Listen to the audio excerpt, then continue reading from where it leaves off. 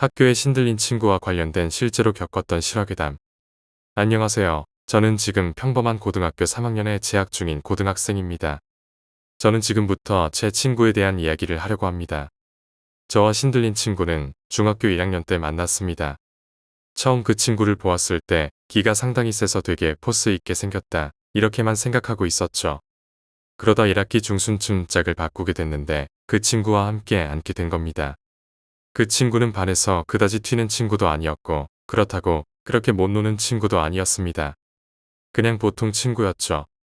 반에서 그 친구는 다른 친구들과도 잘 어울리고 아이들에게 재미있는 이야기나 무서운 이야기도 굉장히 잘해줬어요. 그런데 며칠 뒤쯤 그 친구가 어디가 아픈지 시름시름 앓더라고요. 그 때문에 매일같이 양호실에 다녀오는 것을 밥 먹듯이 했고 결국엔 학교를 일주일 정도 못 나오는 상황에까지 이르는 거예요. 그래서 그 친구가 일주일 후 학교에 왔을 때 그 친구에게 물어봤습니다. 어디 많이 아프구나, 어디가 아픈 거야? 그랬더니 그 친구가 응, 좀 그냥 이 말만 하고 말더군요. 처음엔 그냥 어딘가 많이 아프겠거니 라고만 생각했습니다. 그런데 며칠 뒤부터 오후 수업 시간에 그 친구가 자꾸만 두려운 눈빛으로 창밖을 자꾸만 쳐다보는 겁니다. 저도 그 친구가 창밖을 볼 때마다 함께 창밖을 보며 왜 그래? 밖에 뭐 있어? 라며 창밖을 함께 쳐다봤습니다. 그러자 저보고 밖에 쳐다보지 마. 이러더군요. 그래서 제가 왜? 밖에 뭐가 있는 거야? 이러니까 그냥 질문하지 말고 그냥 밖을 쳐다보지 말라는 겁니다. 그래서 그냥 알았다면서 그날 그 뒤로는 쳐다보지 않았습니다. 마치 그 아이 눈빛이 허공을 바라보는 시선이 누군가를 쳐다보는 듯한 시선을 느꼈기 때문에 더 이상 무서워서 창밖을 쳐다볼 수가 없었습니다. 그리고는 나중에는 누군가를 쳐다보는 눈빛으로 교실에 누군가를 지켜보듯이 자꾸만 누군가를 따라 시선이 이동하는 것이었습니다. 수업 시간이라서 아무도 일어나는 사람도 없고 그 친구가 쳐다보는 곳에는 무섭게도 아무것도 없는 허공이었습니다. 그뿐만이 아니었습니다. 그 친구가 자꾸만 이상한 소리를 하는 겁니다. 친구 뒤에 뭔가 붙어 있다는 둥, 너희 동생을 조심하라는 둥. 우리에게는 알아듣지 못할 또 왜 그래야 하는지도 모르는 일만 혼자서 떠들어대는 것이었습니다. 그저 그 친구 혼자서 이것저것 자꾸만 많은 것을 예언해주는 것이었습니다. 그중 학교 친구 A양에게 너희 동생 조심해야 돼. 집 이외 밖에 나갈 때 절대로 땅에서 발을 띄우면 안 된다고 해. 이렇게 이야기하는 것입니다. 그러자 그 A 친구는 자꾸 이상한 소리만 하는 신들린 친구와 말싸움을 하게 되었습니다. 마치 그 친구가 저주를 내리는 것 같고 재수없는 이야기를 한다는 게 원인이었죠. 이후 그 친구는 A양 때문에 친구들에게 따돌림을 당하며 혼자 지냈죠. 그렇게 시간이 흘러 3개월 뒤 A 친구 동생이 사고를 당해서 학교에 못 나온다는 이야기를 듣게 되었습니다. 담임 선생님이 아침에 오마마자 아침 자습 시간에 꺼낸 이야기였죠. 반 아이들 모두 놀라 신들린 친구를 전부 쳐다보는 겁니다. 저도 물론 그 친구를 쳐다봤죠. 그 A양이 신들린 친구와 놀지 말라며 신들린 친구가 A양에게 했던 말을 A양이 전부 떠벌리고 다녀서 1반부터 8반까지 모든 반 아이들이 알고 있을 정도였습니다. 그 때문에 신들린 아이는 거의 전따로 전락했었습니다. 다들 3개월 후 이런 일이 있기 전까지는 다들 미친년 재수없는 년 이렇게 이야기하고 다녔기 때문입니다. 하지만 3개월 후 A양의 동생이 사고가 난 이후부터 아이들이 그 친구에게 다들 자기도 예언을 해달라며 몰려오기 시작했죠. 이후 A양에게 동생의 소식을 들었습니다. A양의 동생은 초등학교 6학년이었는데 동생은 옆집의 고등학교 2학년인 형에게 이전부터 오토바이를 타고 싶다며 옆집 형에게 며칠 전부터 부탁을 했다고 합니다. 형은 처음엔 안 된다고 했으나 계속되는 부탁에 잠깐 정도는 괜찮겠지라는 생각으로 오토바이를 태워주겠다고 허락을 했다고 합니다. 사고가 났던 날 일요일 아침 옆집 형이 오토바이를 태워준다고 했다면서 그날 아침 신나게 나갔다고 합니다. 오전 12시쯤 큰 병원에서 동생이 사거리에서 교통사고가 났다며 얼른 병원으로 오라는 전화를 받고 부모님과 A양은 그 병원으로 갔다고 합니다. 처음 갔을 때 동생은 중환자실에 누워 있었고 그 옆집 고등학교 2학년 학생은 놀랍게도 약간의 타박상만 입고는 동생을 간호하고 있었습니다. 어찌된 일인지 그 옆집 고등학교 2학년 학생에게 물어보니 큰 사거리에서 분명 신호를 보고 지나갔는데 길 건너에서 빨간색 스포츠카 한 대가 신호를 무시한 채 막 달려왔다고 합니다. 그러자 그 빨간 차가 거의 코앞까지 왔을 때 차를 피하기 위해 오토바이를 돌렸는데 그 차가 오토바이 뒷바퀴 부분을 들이받고는 멈췄고 오토바이 뒤에 타고 있던 A양 동생이 차와 들이받게 된 것이었습니다. 알고 보니 그 스포츠카 운전자가 발밑에 물건이 떨어졌는데 물건을 주우려고 잠깐 눈을 아래로 돌린 사이에 일어난 사고였습니다. 그 사이에 신호가 바뀌었고 그와 같은 사고가 난 것이었습니다. 이 사고로 A양 동생은 하체를 절단하는 수술을 받았고 A양은 동생 사고 뒤 신들린 친구에게 사과를 하였고 그 신들린 친구와 다시 친하게 지내게 되었죠. 이후에 동생 사고를 어떻게 예언을 하였는지 듣게 되었다고 합니다. 그 친구는 일종의 신내림을 받았다고 얘기하며 얼마 전에 교실 창밖에서 목을 매서 자살한 아이가 혀를 길게 내밀고는 손가락으로 저와 그리고 A양 등등 4명의 아이를 지목했다고 이야기를 했다는 것입니다. 그런데 그 귀신은 처음에는 저를 유심히 쳐다보았다고 했습니다. 그 귀신이 제가 항상 창밖을 보길래 호기심이 생긴 귀신이 자꾸만 저를 쳐다봤다는 것입니다. 그 모습을 본 신내린 친구가 저에게 창밖을 쳐다보지 말라는 이야기를 하였고 그 말을 들은 나는 그 이후로 창밖을 더 이상 안 보게 되자 그 귀신이 며칠 정도 저를 쳐다보다가 A양을 쳐다보기 시작했다는 겁니다. 그런데 그 귀신이 저와는 다르게 A양의 눈앞까지 다가가서는 A양을 유심히 보며 씩 웃더랍니다. 그러면서 A양을 응시한 채 빙글빙글 교실을 돌며 너무나도 즐거워하였다고 합니다. 그리고는 다음날 그 귀신이 어디서 귀신을 더 데려왔는지 목이 돌아간 남자아이 귀신이 목을 매어 자살한 귀신과 한참을 이야기하더니 A양의 옆을 졸졸졸 따라다녔다는 것입니다. 그리고는 A양이 집에 갈 때도 따라가 갔다는 겁니다. 처음엔 그냥 희미한 잡기겠거니 생각하며 넘겼는데 그 다음날 학교에 왔더니 그 잡기가 A양 옆에서 A양의 동생 얼굴을 하고는 A양을 따라서 팔꿈치로 자신의 몸을 끌고 왔다는 것이었습니다. 그때 신내리는 친구는 직감적으로 A양의 동생에게 무슨 일이 생길 것을 직감했다고 합니다. 그리고 신내리는 친구가 발을 띄우지 말라고 했던 게 그날 A양 동생의 얼굴을 하고 나타난 꼬마 귀신이 두 쪽 다리가 없이 하반신이 없는 자신의 몸을 질질 끌고 A양과 함께 교실을 들어왔다고 합니다. 아이들 모두 그 이야기를 듣고는 소름 끼쳐 하거나 못 믿거나 여러 가지 반응을 보였죠. 하지만 제가 본 것만으로 이야기하자면 정말인 것 같았습니다. 제가 그 아이와 짝이었을 때 그 아이가 창밖을 바라보는 시선이나 그 아이의 말투 모두 사실인 것 같았습니다. 신들린 친구의 이름을 줄여서 그냥 신들린 친구를 신양이라고 하겠습니다. 그렇게 A양의 동생이 사고를 당한 이후에 많은 아이들이 신양을 찾아왔어요. 자신들도 예언을 해달라면서요. 신양은 자신은 예언자가 아니라면서 귀신은 볼 수 있지만 먼 미래의 일까지 예언할 수 없다고 이야기하며 아이들에게 예언해 주는 것을 꺼려했습니다. 아무래도 전따의 영향이 클지도 모르죠. 암튼 시간은 흘러서 중학교 1학년 2학기 중반이 되었습니다. 한창 바쁠 시즌에 중학교에서 일본으로 수학여행을 가게 되었습니다. 방 배정은 3개의 방이었는데 한 방에 적으면 11명에서 많은 곳은 15명 정도가 되었습니다. 저희 방에는 12명의 친구들이 함께 쓰게 되었습니다. 첫날은 일본이 섬나라기 때문에 바다를 보러 갔었습니다. 물론 한국에서도 볼 수 있는 바다지만 일본에서 본 바다는 왠지 모르게 신기했습니다.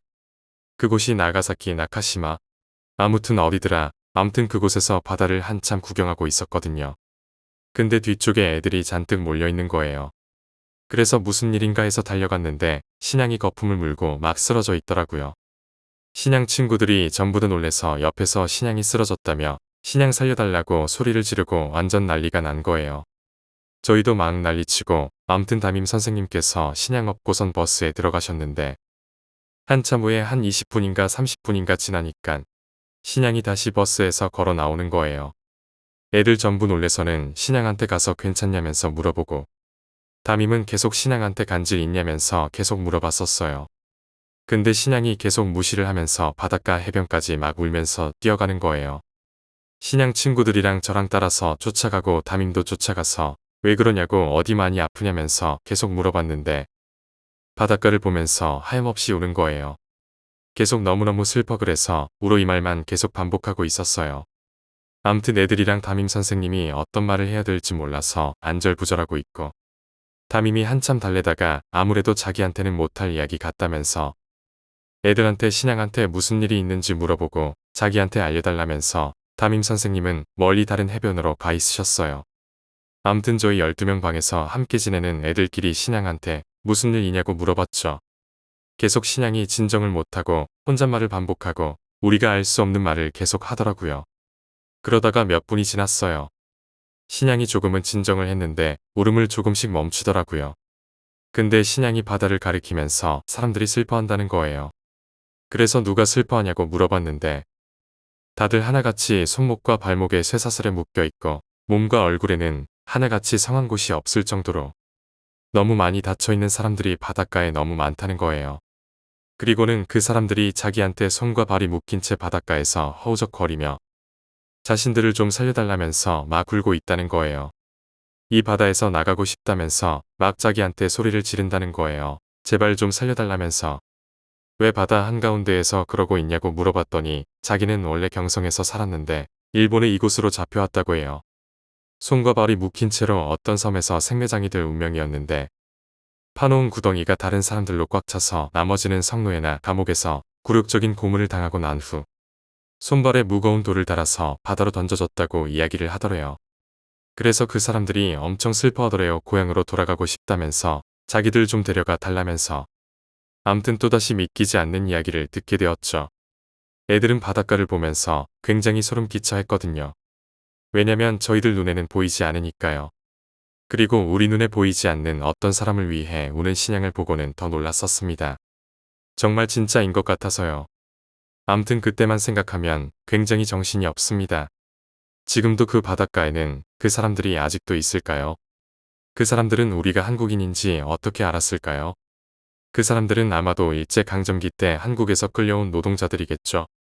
역사 선생님께도 여쭤봤었는데 일본의 이곳에서 벌어진 일은 잘 모르겠다더군요. 지금도 그곳에서 어떤 일이 있었는지는 모르겠지만 많은 사람들이 그 바닷가에서 죽었다니 괜히 그곳으로 관광을 온 우리들이 그 사람들에게 미안해지더군요. 그렇게 몇 달이 지났습니다. 2학기 말이었죠. 신양도 다른 아이들과 어울리며 즐겁게 지냈죠. 중학교 1학년 제가 그 신양이라는 친구를 이 시점에 믿게 되었죠. 학교에서 체육대회 준비 때문에 반 아이들과 단체로 에어로빅을 하게 되었습니다. 단체 댄스 같은 거요. 저희 반은 그때 코요테의 노래로 한참 단체 댄스를 거의 다 끝낼 무렵이었습니다. 그날도 열심히 연습하다가 저녁 늦게 한 8시 정도에 끝나게 되었어요. 아이들과 이야기하다가 8시에 친구네 집에 놀러가게 되었답니다. 학교 근처에 그 친구의 집이 있기 때문에 모두 잠깐만 놀고 가기로 하고 그 친구네 집에 모두 놀러갔답니다. 모두 놀러가서 저녁 9시쯤 되자 12명이었던 친구들 중 6명의 친구들은 집으로 가야 한다면서 가더군요. 결국 신양과 저 A양, B양, C양, 집주인인 D양 이렇게 남게 되었고 저희는 밤이 더 늦자 애들끼리 단체로 그 친구네 집에서 자고 가기로 했습니다. D양의 방에 모여서 친구들과 이불을 덮고 이야기를 했습니다. 굉장히 신이 났습니다. 그러다가 뭔가 아이들과 밖으로 나가서 놀고 싶더군요. 그래서 애들이 D양 밖으로 나가서 놀자라고 말하기 무섭게 자기네 집 옥상으로 올라가서 놀자는 겁니다. D양의 집은 주택집이었는데요. 2층 집이었고 위에 옥상이 있었습니다. 그래서 애들과 2층으로 불이 나게 올라갔죠. 막 옥상에 올라가니까 앉아있을 곳도 있고 누워있을 곳도 있었습니다. D양이 하는 말로는 방이 너무 더워서 가끔씩 옥상에서 모기장을 치고 잠을 잔다고 하더군요. 그때가 거의 가을쯤이었어요. 아이들과 무서운 이야기도 하고 체험도 하자면서 D양의 집 옥상에서 자기로 했어요. 그때 당시에는 왜 그랬는지는 모르겠지만 지금 생각해보면 입 돌아가려고 미친 짓이었죠. 아무튼 그렇게 아이들과 옥상에서 자기로 하고 그곳에 이불도 깔고 암튼 아이들과 옹기종기 모여서 무서운 이야기도 하고 웃기는 이야기도 하고 반 아이들 씹는 이야기도 하고 이것저것 이야기를 하였습니다. 그러다가 아이들이 1명 2명 잠잘 거라면서 잠을 자더군요. 제가 잠을 제일 빨리 잤다는 암튼 제가 제일 빨리 잠이 들었어요. 한참 자다가 화장실이 너무 가고 싶어서 깼는데요. 화장실에 가려면 D양의 집으로 들어가서 볼일을 봐야 돼요. 암튼 D양의 집으로 들어가려고 길을 비출 손전등 하나를 갖고 옥상 계단을 내려오는데 계단 담 옆으로 비좁은 골목이 있었는데 어떤 거뭇거뭇한 사람 같은 이상한 물체가 휙 지나가는 겁니다. 그래서 잘못 봤겠거니 넘기고는 계단을 내려갔죠. 그런데 그 거뭇거뭇한 사람 같은 이상한 물체가 옥상의 계단에 앉아 있는 게 아니겠어요. 겁이 벌컥 났습니다. 진짜 오줌도 찌릴 정도로 겁이 벌컥 나서 다시 옥상에 올라갔습니다. 그리고는 아이들을 모두 깨웠습니다. 그런데 신양 이후에 다른 애들이 일어나지 않는 겁니다. 그런데 신양은 계속 눈을 뜨고 있었는지 일어나자마자 또 다시 허공을 바라보더군요. 그리고는 제가 알아듣지 못하는 말만 계속하더군요. 제가 답답한 마음에 허공 쪽으로 손전등을 비췄습니다. 그런데 검무탄 물체가 쓱 사라지는 현상을 보았습니다. 너무 순식간이었지만 분명 누군가가 있었습니다. 신양이 저를 딱 쳐다보더군요. 그러고는 하는 말이 "너 저 사람 봤지?" 이러는 겁니다. 그래서 완전 깜짝 놀래서는 "응 봤어" 라고 대답을 했습니다. 그러자 신양이 그러더군요. "그럼 저 사람 얼굴은 봤어?" "아니 못 봤어" 라고 대답을 했습니다. 그러자 신양이 화장실을 가지 말라면서 옥상 한켠에 오줌을 누라고 하더군요. 그래서 신양 말대로 옥상 한켠에 오줌을 넣고 무서워서 다다다다 달려와서 이불을 덮었습니다. 너무 무서우니까 정말 온몸에 소름이 쫙 끼치더군요. 그대로 누웠습니다. 신양이 이야기하더군요. 눈 뜨고 있을 거면 다른 곳 쳐다보지 말고 자기 얼굴만 보고 있으라고 하더군요. 그래서 저는 신양의 얼굴만 뚫어져라 쳐다보고 누워 있었죠. 그런데 신양이 왜 자기 얼굴만 보고 누우라는지 너무너무 궁금하더군요. 그래서 고개를 돌렸습니다. 그런데 아까보다 많은 검은 물체들이 저희가 누워있는 모기장을 둘러싸고 저희를 지켜보고 있는 겁니다. 정말 무섭더군요. 신양이 그 모습을 보더니 살며시 저의 고개를 자신이 누워있는 쪽으로 돌려주더군요. 너무너무 무서웠는데 그때 당시에 신양의 도움 때문에 견딜 수가 있었습니다. 그날 저는 잠도 못 자고 뜬 눈으로 신양과 함께 밤을 새웠습니다. 제가 신양에게 물어봤습니다. 어제 저녁 그 검은 사람들은 누구냐고 물어봤죠. 그러자 신양이 디양에게 묻더군요. 이 근처에 여성들이 강간을 당하거나 성폭력이나 살인을 당하는 사건이 많냐? 그러자 디양이 응. 야, 너 그걸 어떻게 알았어? 이 근처에 그런 사건 진짜 많아 무섭지. 그 이야기를 들은 저는 어제 그 사람들이 누군지 대충 알겠더라고요. 그러자 신양이 저한테 말하기를 어제 그 사람들은 악귀인 총각 귀신들이라고 하더군요. 결혼도 못하고 몇십 년 전이나 몇백 년 전쯤 지금 디양이 살고 있는 곳에 근처의 단체로 시신이 아무렇게나 묻혔다는군요. 그래서 그들은 하늘로 올라가지 못하고 그곳에 떠돌며 젊은 남성들에게 붙어서 여성을 강간하게 하거나 성폭력을 행하게 하는 그런 나쁜 짓을 일삼아 한다고 하더군요. 어제 신양이 저에게 그 사람의 얼굴을 보았냐고 물어본 이유를 알려달라고 했더니 신양이 하는 말이 그 귀신이 너가 자기 얼굴을 봤으면 죽인다고 했다는 겁니다. 소름이 끼치더군요. 그런데 어째서 그들은 모기장 안으로 오지 못하고 밖에서 구경만 한 것일까? 궁금했어요. 알고 보니 그 모기장 줄 끝부분 매는 곳에 부적이 여러 개가 붙어 있더라고요. 그 부적은 디양의 할머니도 귀신을 좀 볼 줄 아는데 이곳에 귀신이 많다고 하기에 그냥 어머니께서 붙여 놓으신 거라고 하더라고요. 암튼 굉장히 무서웠습니다. 그때 이후로 귀신이 실제로 존재한다는 것을 믿게 되었습니다. 그리고 신앙도 믿게 되었고요. 제가 혼자 있거나 가족들과 있을 때는 이런 일이 없어요. 신앙과 함께 있을 때만 생깁니다. 신앙이 말하기를 귀신들은 귀신을 볼 줄 아는 사람들을 좋아한대요. 왜냐면 귀신들은 자신들의 한을 누군가 들어주기를 원한다고 해요. 누군가 알아주었으면 하는 바람이 강하기 때문이래요. 그래서 귀신들은 귀신을 볼 줄 아는 사람들 따라다닌대요. 어딜 가든지 귀신은 존재하기 때문에 그 주변에 있는 귀신들이 하나 둘씩 귀신을 볼 줄 아는 사람에게 모여든다고 하네요. 참 신기하죠? 겨울 방학이 되었습니다. 친구들과 체험학습 수행평가를 하기 위해 박물관으로 가게 되었습니다. 이때 저희 12명 무리들 다 같이 모여서 박물관으로 견학을 가기로 했죠. 박물관에 도착하여 이리저리 유물도 구경하고 암튼 많은 유물들을 구경하고 있었습니다. 이때 비양이 갑자기 이야기하더군요. 아, mp3 고장났어. 아, 맨날 왜 이러냐. 이렇게 비양은 자기를 자책하더군요. 그 친구는 이상하게 자신에게 새 물건이 들어오면 2개월을 넘지 못하고 고장나는 이상한 일이 있다고 합니다. 그리고 그 친구는 남의 물건을 빌리면 이상하게도 그 물건이 다시 주인에게 무사히 돌아가지 못한다고 합니다. 신양도 그 친구의 그런 모습을 보며 항상 너는 기가 남들보다 조금 더 세서 그런 거라며 이야기했습니다. 그날 박물관에서도 마찬가지로 구입한 지 2개월도 넘지 못한 mp3가 고장이 났습니다.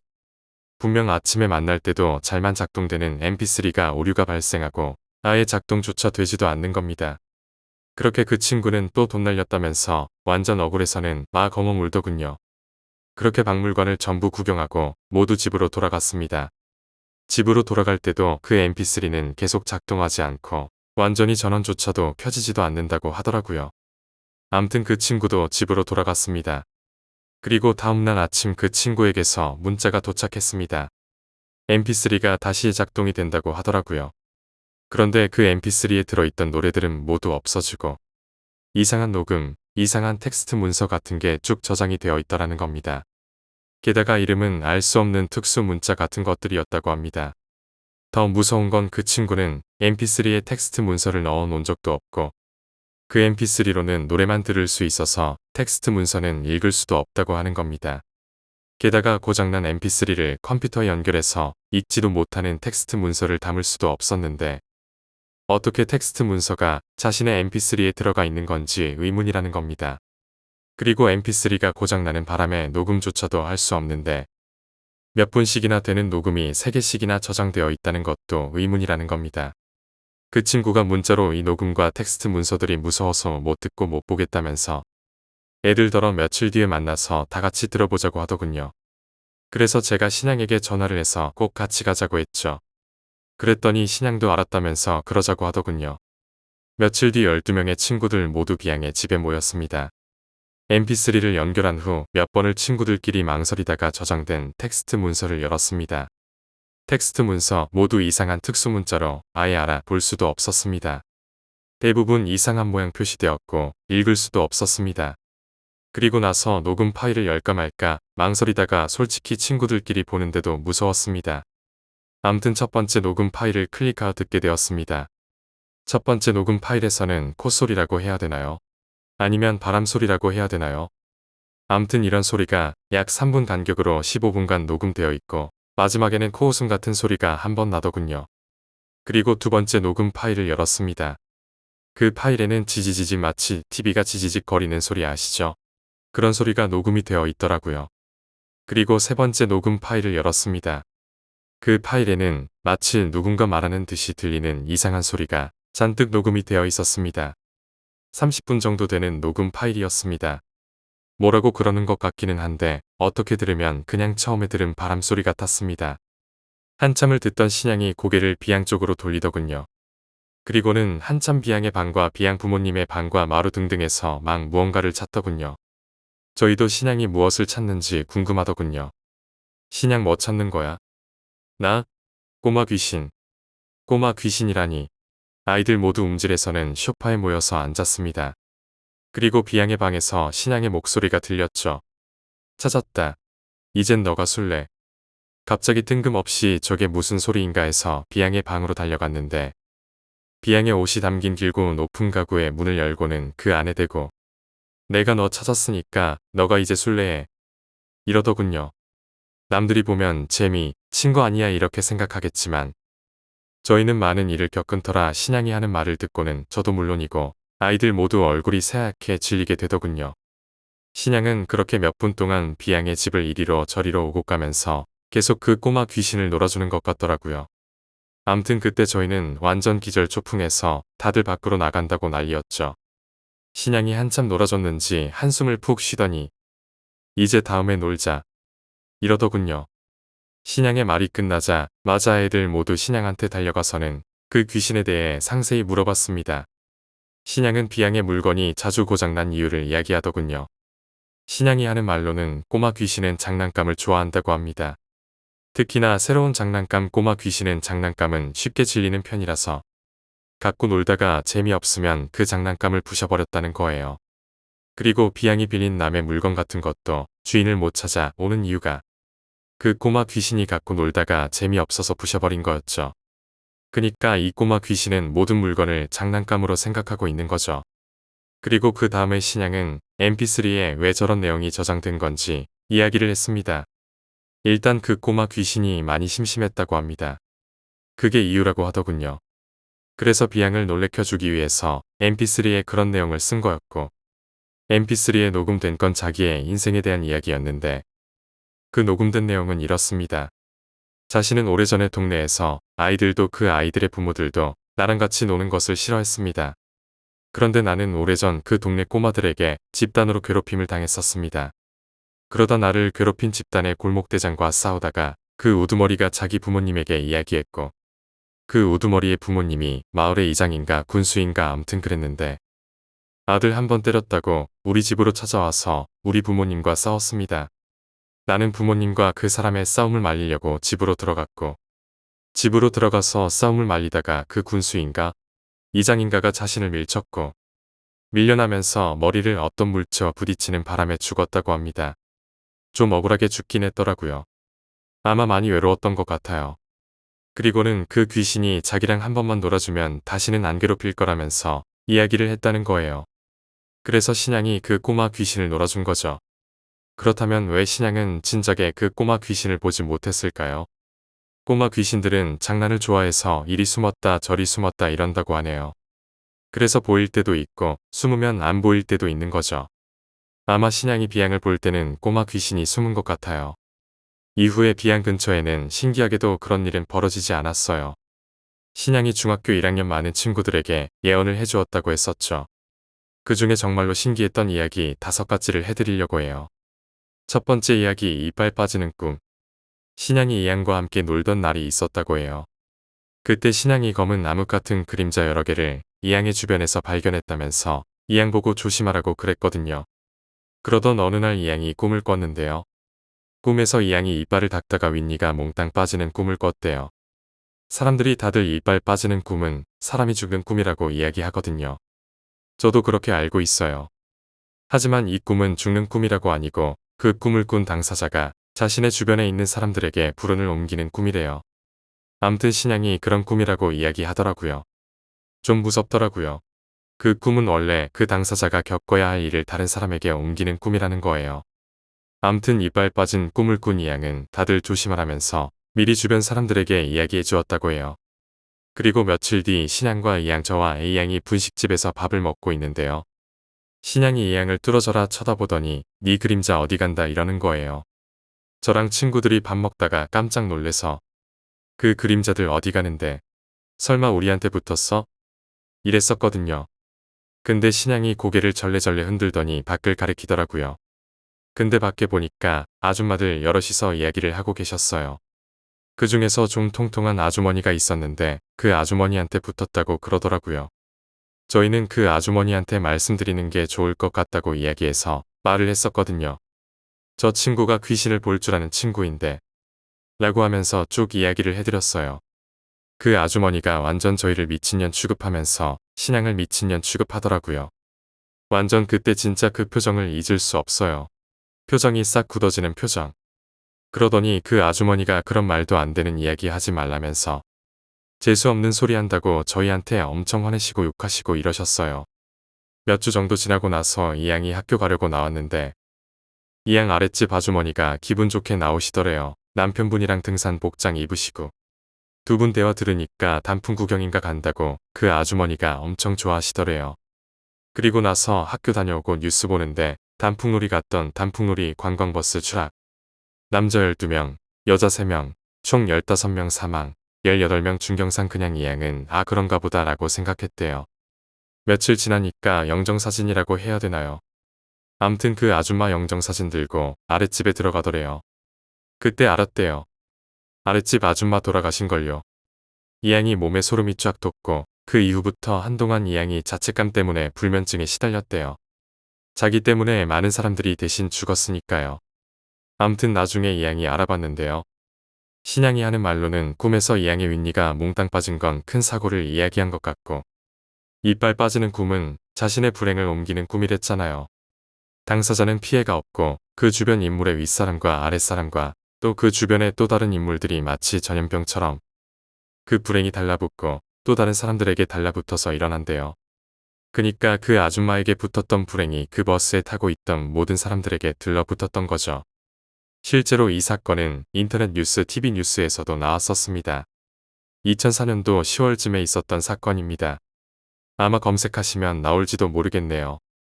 신양과 저는 중학교 여름방학 때 인터넷에서 한 이벤트 형식의 공포체험 홍보글을 보았어요. 매년 보던 홍보글이었지만 신양을 알게 된 후엔 왠지 신양과 함께 가면 재미있을 것 같다는 생각이 들더군요. 저는 그 홍보글 보고는 우와, 이거 진짜 재미있겠다 이랬었죠. 신양은 옆에서 시큰둥해 하더군요. 저는 그 홍보글을 보자마자 그곳으로 전화를 했었는데요. 아쉽게도 20대 이상만 신청이 가능하더라고요. 전 엄청 아쉬워했죠. 무슨 이런 이벤트에 나이 제한을 두냐. 짜증나. 이랬었죠. 그런 저를 보던 신양은 얼굴이 굳어지며 폐가 이런데 가서 뭐 하려고 이렇게 묻더라고요. 저야 뭐 재미삼아였지만 신양은 그런 곳에 간다고 하면 표정이 되게 진지해지는 경우가 많았어요. 그래서 한참 웃으며 이야기하다가도 귀신 관련 이야기만 나오면 표정이 싹 굳어지더라고요. 그러던 어느 날 방학이 한 일주 정도 남던 날에 친구들과 강원도로 놀러가게 되었어요. 2박 3일간 놀러 갔었는데요.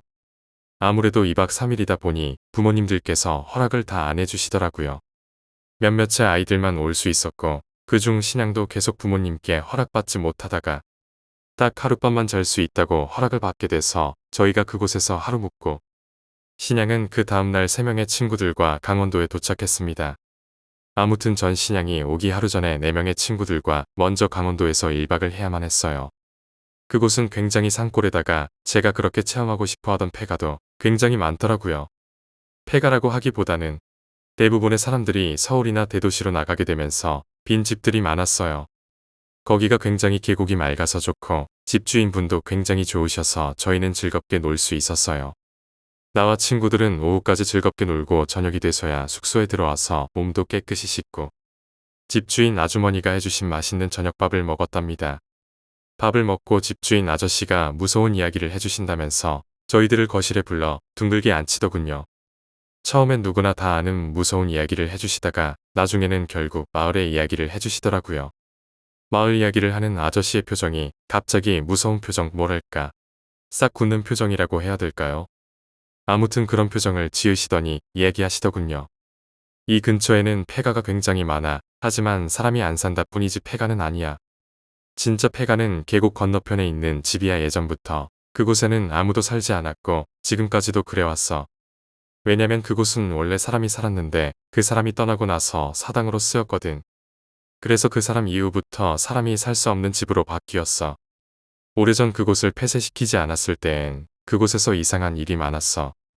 왜냐면 예전엔 이 동네가 사람이 정말 많았었는데 간혹 술을 마신 사람이나 혹은 오갈 데 없는 거지들이 그곳에서 하룻밤을 묵은 적이 간혹 있었거든. 그리고 항상 그곳에서 하루를 묵으면 정신이 반쯤 나간 것처럼 실성해서 우리 마을에 들어오곤 했어. 그래서 마을 사람들은 그곳을 되게 무서워하고 접근하는 것을 꺼려했지. 나도 이곳에서 한평생을 살았지만 그곳에 혼자서 가본 적은 없어. 내 친구였던 놈 중에 허풍을 자주 떨던 친구가 있었어. 그 친구는 맨날 입버릇처럼 내기를 했는데 꼭 벌칙은 폐쇄된 폐가 앞에서 볼일을 보고 오는 거였지. 어느 날 그 친구랑 나랑 A군 B군이라는 친구랑 내기를 했었지. 어린 시절에 딱지치기를 즐겨 했었는데 딱지치기에서 꼴찌하는 사람이 폐가에 가서 볼일을 보고 오는 거였어. 그런데 그 허풍 떠는 친구가 걸리고 만 거야. 그래서 우리는 벌칙대로 그 허풍 떠는 친구를 폐가로 보냈고 그 친구는 5시간 넘도록 돌아오지 않았어. 우리는 너무 무서워서 어른들을 불러서 폐가에 갔는데 폐가에 접근할 수 없도록 동네 주민들이 쳐놓은 철조망 안에 허풍 떠는 아이가 실성한 것처럼 앉아 있었어. 라고 아저씨가 말했습니다. 그래서요. 그래서 어떻게 됐어요? 뭘 어떻게 돼. 그냥 그러고 나서 그 친구는 밖에 나가는 것도 무서워하더니 이 동네에서 이사를 갔어. 결말은 대략 난감했지만 그 마을의 폐가에 대한 이야기를 들을 수가 있었어요. 그리고 나서 그날 하루가 지났답니다. 다음날 신양과 함께 3명의 친구가 도착했어요. 역시 신양이라고 생각할 정도로 신양의 눈은 하루 종일 계곡 건너의 폐가로 눈이 가 있더군요. 친구들도 어제 그 이야기를 듣고 나서 자꾸만 폐가를 의식하더라고요. 녹이 쓴 철조망이 마치 괴기스러운 흉물 같았어요. 철조망 속에 풀도 무성하고 그 사이에 들어선 폐가가 정말 무섭게 보이더군요. 신양은 계속해서 폐가를 쳐다보다가 결국엔 혼자서 계곡을 건너편으로 건너서 폐가 쪽으로 가더라고요. 그러더니 한참을 괴기스러운 철조망 앞에서 한참을 서 있더라고요. 한참을 무언가를 바라보면서요. 옆에서 보는 저희로서는 정말 무섭고 소름 끼치더라고요. F양은 신기하다면서 신양한테 달려갔고 저랑 2명의 친구 빼고는 모두 신양을 따라서 폐가로 가더군요. 폐가 앞에서 서성이는 저희들을 보고는 민박집 아주머니가 수박을 들고 오시다가 깜짝 놀래서 얼른 일로 오라고 손짓을 하시더라고요. 신양은 아주머니 부름에 한참을 가만히 서 있더라고요. 민박집 아주머니가 친구들이랑 같이 수박을 먹으라면서 인원수에 맞춰서 수박을 자르기 위해서 인원수를 셌죠. 그리고는 아주머니께서는 큰 수박 한 통을 다 썰어 넣었죠. 한 명당 4개씩 먹으라면서 총 36조각을 썰어 놓으셨어요. 저는 아이들 수에 맞게 수박 조각을 나누었고 아주머니는 수박을 잘라 놓으시고는 맛있게 먹어라 하며 민박집으로 다시 들어가시더라고요. 그런데 계속 신양이 건너편에서 친구들을 유심히 보더라고요. 저는 그때까지도 계속 몰랐어요. 건너편에 있던 아이들 중 신양을 제외한 아이들이 수박을 먹기 위해 계곡을 건너왔고 신양은 계속해서 우리들을 보며 계속 서 있더군요. 그러더니 신양이 건너편에서 먹지 말라며 뛰다시피 건너왔죠. 우리는 어리둥절해서 신양을 쳐다봤어요. 그리고 신양이 저희한테 물었어요. 우리 여기 몇 명이서 왔냐? 라고 신양이 말했어요. 우리가 몇 명이서 왔더라? 내가 말했죠. 어제 나랑 X랑 Y랑 Z랑 4명이서 먼저 오고 오늘은 너랑 V랑 W랑 U랑 왔잖아. 라고 F양이 말했어요. 아주머니가 수박을 자를 때 같이 있던 아이들이 놀랬죠. 저도 놀랐습니다. 아주머니는 분명 9조각씩 수박을 잘랐는데 그럼 아주머니가 우리가 9명인 줄 알고 잘랐다는 의미인데 우리는 8명이었어요. 그럼 아주머니가 센 한 명은 누구였을까요? 신양은 다시 폐가에 건너가서 그 폐가 건물을 한 10바퀴 이상 빙글빙글 돌더라고요. 그러더니 그 앞에서 몇 번의 꾸벅꾸벅 거리는 의식을 하더니 그 폐가에서 내려오더군요. 그러더니 계속해서 하늘로 올라갔다 아무런 한없이라는 말을 하더군요. 이후에 신양에게 저희가 아저씨에게 들었던 폐가 이야기를 해줬어요. 그러더니 신양이 고개를 끄덕이더니 폐가에 대한 이야기를 해주더라고요. 원래 집은 사람의 기가 있어야 진정한 집이 된다고 하더라고요. 아무리 큰 아파트도 오랜 시간 사람이 살지 않으면 그곳은 보이지 않는 사람들의 세상이 된다고 이야기하더라고요. 세상엔 눈에 보이지 않는 기가 존재한다고 해요. 바로 차가운 기를 이야기해요. 차가운 기는 눈에 보이지 않고 뜨거운 기는 눈에 보이는 모든 것을 이야기한다고 하네요. 뜨거운 기와 뜨거운 기가 만나면 더 뜨거워지고 뜨거운 기와 차가운 기가 만나 오랜 시간이 흐르면 언제가 그 기는 차가운 기로 변해버린다고 하네요. 폐가 또한 마찬가지입니다. 사림의 손길이 닿지 않으면 언제가 그 집은 흉물스러운 집으로 변해버리게 된다고 합니다. 보이는 것에 뜨거운 기가 식어버리면 말이죠. 그 폐가는 원래 전염병이 걸린 환자를 가두는 곳이던 집이었다고 하네요. 암튼 그곳은 그 마을에서 지독한 전염병이 걸린 여자가 혼자 사는 집이었다고 해요. 원래부터 전염병 때문에 외부와 소통이 없었던 그 여자는 어느 날 전염병으로 몸에 이상으로 쓰러졌고 전염병으로 원래부터 외부와 소통이 없던 그 여자는 그 집에서 쓸쓸히 죽었다고 하네요. 이후 그 집에 대한 소문이 안 좋아지면서 그 집을 사당으로 만들어서 그곳에서 죽은 전염병 환자들의 넋을 위로하는 공간을 만들었고 몇 년간 사람들이 찾아와 넋을 위로하고는 점점 다시 잊혀져 갔다고 하네요. 이후 넋을 위로하는 사람들 또한 뜸해져서 폐가가 되었다고 합니다. 간혹 사람들이 지나가거나 그곳에서 하루를 묵게 되면 외롭게 혼자였던 게 싫었던 오나니 그 집에서 나갈 수 없도록 사람들을 가두고 끌어당겼다고 하네요. 암튼 그 이야기를 들은 누리는 폐가였던 사당 앞에 마을에 피어있던 꽃들을 꺾어서 사당에 잘 놓고 넋을 위로해 주었답니다.